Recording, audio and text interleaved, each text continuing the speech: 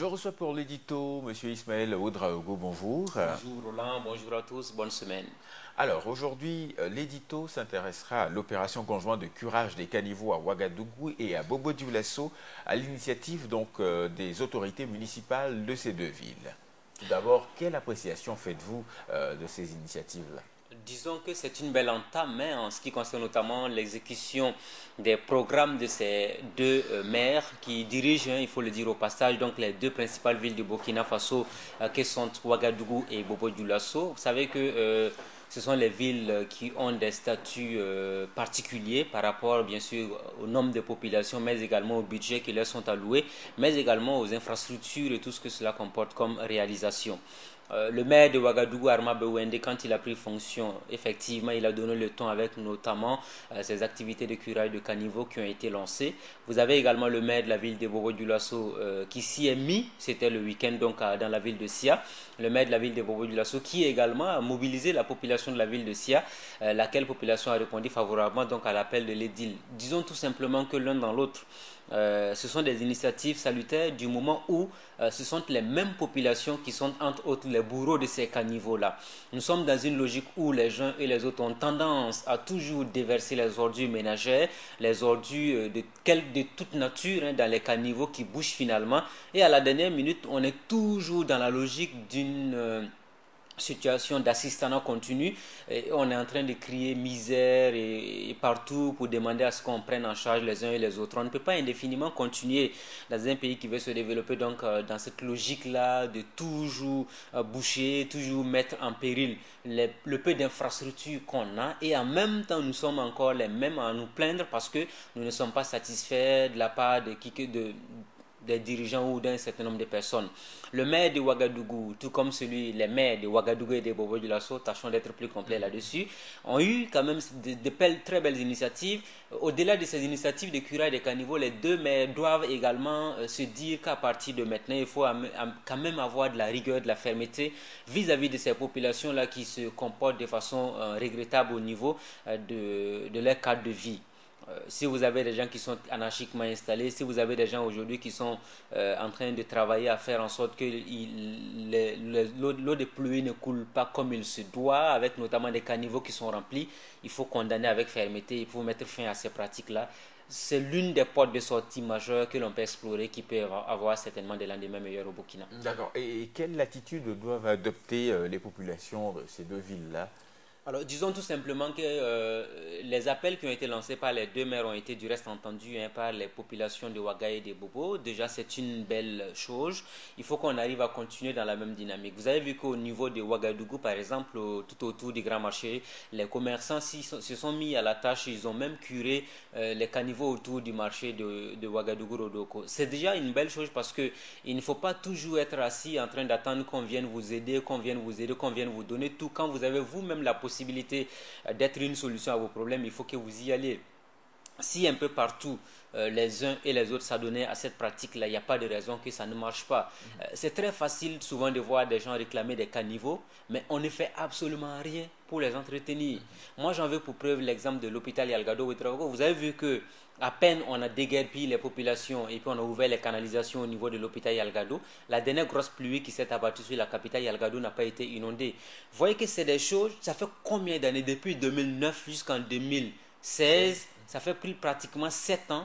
Et chaque année, s'il y avait une grosse pluie, on avait toujours les larmes aux yeux pour dire qu'à Yalgado, il y a des inondations, alors qu'on avait la solution à côté.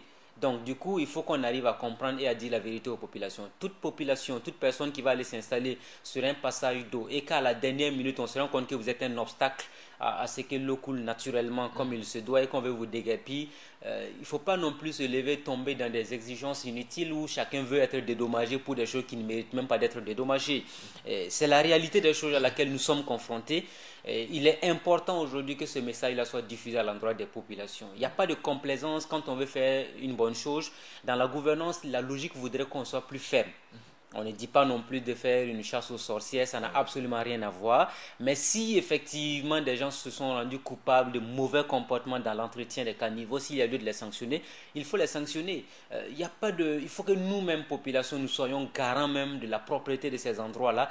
Si vous prenez par exemple, si par exemple devant chaque concession, je parle notamment de tous ces quartiers qui ont encore la chance d'avoir des caniveaux parce que tout le monde n'en a pas. Si effectivement, devant chaque concession, chacun se disait, on s'organise dans le quartier, on a une activité sociale ou dans un 6 mètres, on s'est dit qu'entre nous, nous allons mener une opération de curage de nos caniveaux. Si nous-mêmes nous mettons à la tâche, il n'y a pas de raison que dans la même, je dirais dans le même lot, des gens se permettent la nuit ou encore déverser les ordures ménagères dans ces mêmes caniveaux-là.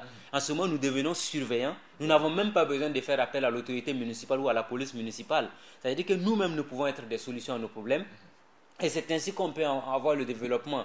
Déjà, vous allez avoir des gens qui vont se réfugier dans les écoles. On est dans la logique de l'assistanat continu. Après, il faut les alimenter, ainsi de suite. Est-ce que les populations un peu pensent à ce processus de reconstruction continue? Et vous allez vous rendre compte que chaque année, pratiquement, ce sont les mêmes populations qui sont victimes des mêmes inondations. Mais il faut que vous vous posez des questions. Il n'y a même pas de raison qu'on continue à avoir des inondations dans une ville comme Ouagadougou et Bobo-Dioulasso, une ville où la saison pluvieuse, par exemple, pour Ouagadougou, ne dépasse même pas 3 mois. Contrairement donc à d'autres villes du monde où il pleut pratiquement sur toute l'année. Vous vous êtes demandé un seul instant pour savoir comment est-ce que ces populations se comportent. Nous avons la pluie à partir du mois de quoi? Juin, juillet, août, septembre, tout au plus tard, c'est fini. À Ouagadougou, il n'y a plus rien. C'est des pluies sporadiques. Oui, et puis bon, voilà. Déjà, nous sommes à Ouagadougou depuis pratiquement 72 heures, si je ne m'abuse. Aucune goutte d'eau n'est tombée sur la capitale burkinabé. Mais s'il y a une grosse pluie demain matin encore, il y en a qui vont se lever, commencer à pleurer parce qu'il y a eu des pluies. Mais pendant ce temps-là, ce 72 heures ou 96 heures de manque de pluie là, qu'est-ce que les uns et les autres ont fait pour éviter qu'éventuellement, en cas de grosse pluie, il n'y ait pas d'inondation chez eux? Alors, cette option de curage pourra à elle seule résoudre le problème d'inondation après les pluies? En grande partie, oui, mais il va falloir aussi qu'il y ait plus de sérieux. Parce qu'une chose est de dire, par exemple, aux populations d'entretenir les caniveaux, mais il y a également au niveau des nouvelles autorités, notamment de l'autorité municipale, un peu plus de sérieux à prendre. Comme c'est un nouveau maire, il a la chance et toutes les cartes en main pour bien enclencher ses projets. Je parle notamment du canal, par exemple. Vous avez le canal de Wemtenga, souvent il y a des images qui sont tout de même regrettables. Comment vous pouvez comprendre des entreprises qui finissent de faire des travaux, après 2 ou 3 grosses pluies, pratiquement la digue est emportée par les eaux de pluie. Ce n'est pas normal. Ça veut dire que les entreprises qui se sont rendues coupables de ces travaux-là doivent être sanctionnés ou voire même mises donc, sur la liste noire. J'ai vu même du reste un communiqué du ministère des Finances qui circule là-dessus. C'est déjà une bonne chose. Ça veut dire qu'à partir de maintenant, s'il y a lieu de faire des caniveaux, notamment de grande importance, même des caniveaux dans les quartiers et autres, il faut qu'on ait des entreprises sérieuses qui vont faire le travail comme il se doit pour à ce que, juste à la fin de ces travaux-là, les populations puissent prendre le relais. L'un dans l'autre, c'est très important.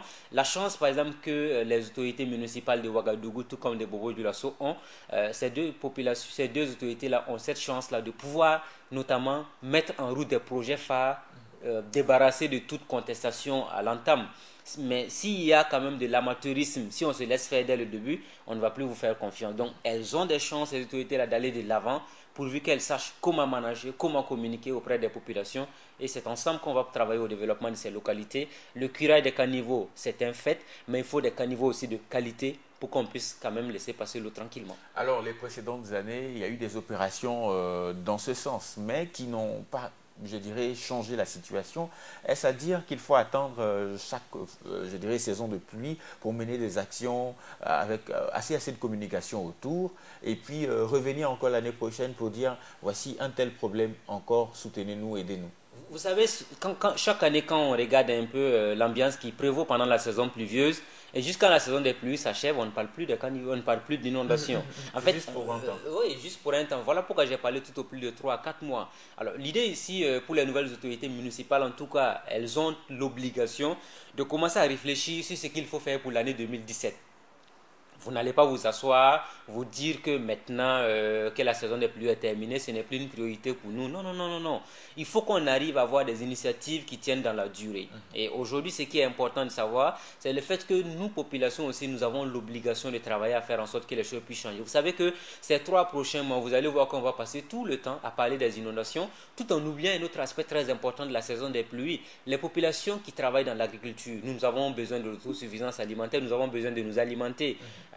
c'est dans les villes comme Ouaga et Bobo qu'on se plaint, mais en périphérie où les gens sont dans l'attente permanente de la pluie, elles sont très contentes, ces populations, parce que quand il pleut, il y a quand même une bonne saison agricole. Donc l'un dans l'autre, il ne faut pas non plus qu'on focalise toujours l'attention sur les villes, alors que nous ne faisons absolument rien pour que les choses puissent changer. Donc disons que ce n'est pas forcément la saison des pluies qu'il faut attendre avant de curer les caniveaux. Le curage des caniveaux doit se faire dans la durée, avec notamment, pourquoi ne pas l'entamer depuis le mois de janvier, commencer à nous donner des caniveaux propres, des caniveaux bien débarrassés de tous ces ordures, et mener même des opérations de contrôle dans les quartiers, notamment parce que vous savez qu'il y a des gens qui ont trouvé ce malin plaisir-là de faire des ouvertures de leurs toilettes qui vont directement dans les caniveaux. Ce n'est pas normal, c'est des choses qu'il faut condamner, mais quand on parle toujours des inondations dans les grandes villes comme Ouaga et Bobo, pensons aussi aux populations rurales qui attendent la pluie pour pouvoir cultiver, et c'est à travers justement cette belle saison agricole que nous arriverons sans doute à atteindre l'autosuffisance alimentaire,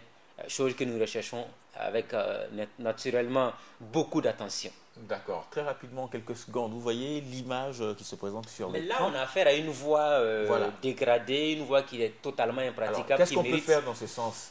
Ben là, c'est un cas particulier parce qu'il faut impérativement que la voie soit refaite. Il y a beaucoup de voies secondaires, beaucoup de voies primaires dans les quartiers qu'il faut travailler à remettre en route. Et ça, quand on le fait, vous savez, par exemple, dans ce cas de figure, les gens peuvent manifester, demander du bitume, après des caniveaux. Mais après, si on vous donne ces infrastructures-là, il faut également travailler à les entretenir. Et autre chose importante, si tous les habitants de cette ruelle-là sortaient pour cotiser déjà pour dire, nous avons pu mobiliser par exemple 10 millions, on va donner ça à l'autorité pour dire, aidez-nous à faire la voie. Peut-être que ça va accélérer la procédure de bitumage. Bien, merci à vous, Monsieur Ouedraogo, pour ces analyses portées sur l'opération conjointe de curage des caniveaux à Ouaga et à Bobo, à l'initiative des autorités municipales de ces deux villes-là. Édito, chers téléspectateurs, que vous pourrez retrouver sur notre page Facebook Burkina Info TV.